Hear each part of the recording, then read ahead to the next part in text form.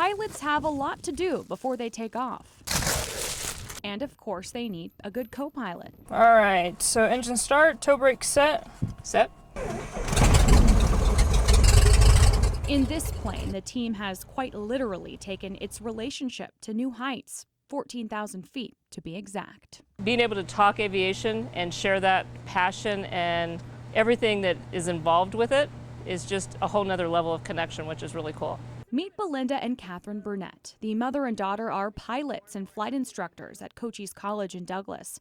They share a love for aviation that connects them from the cockpit to the kitchen table. Sometimes we do have to kind of stop ourselves. My brother thinks it's fascinating, so usually he'll kind of jump in, but I think my dad's heard about it for 30 plus years and is kind of over it. Long before Catherine was born, Belinda began working for the aviation department here. She's a graduate of the program and at one point was the director. I have students who work for the FAA, students who work for the airlines, corporate. And the list goes on. Now Belinda is in the hangar on a part-time basis as a consultant.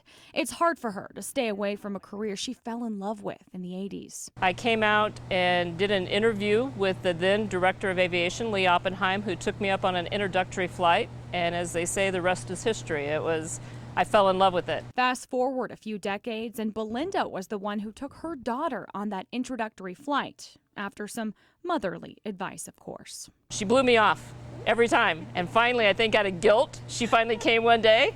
And I knew I was in trouble when we got in the airplane and she would not stop asking questions. And it was a million questions. And those questions haven't stopped. I remember getting out of the plane being so overwhelmed because I wanted to know what everything did and how it worked, and how I could do it by myself. It's clear the Burnetts love what they do, but overall, women still make up a very small percentage of the industry. In fact, according to the nonprofit Women in Aviation International, women account for about 6% of all pilots. I think it's just lack of exposure. I think that people just are not exposed to it.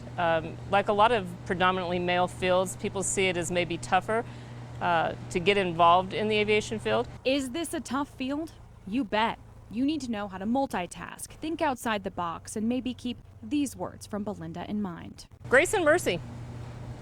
Grace and mercy, because every day that you have to practice it, not only for yourself, but for your students and for your coworkers, because we all make mistakes and we're all here to help build each other up and not tear each other down. So share a little of both, because you're probably going to need a little bit yourself along the way. Over the years, Belinda has been able to build up thousands of women and men, encouraging them to fly.